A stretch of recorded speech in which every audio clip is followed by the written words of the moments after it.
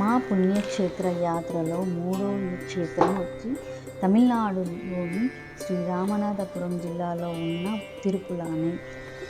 ఈ మందిరం 108 దివ్య దేశాల్లో ఒకటి. ఈ మందిరం విశేషం రామాయణంతో ఉంది.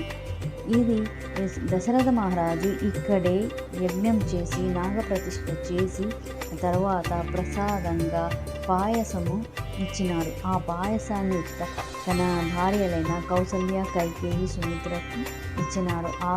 ఆ ప్రసాదాన్ని గ్రహించిన తర్వాతనే శ్రీరామ, లక్ష్మణ, భరత, శత్రుఘ్నులు జన్మించినారు.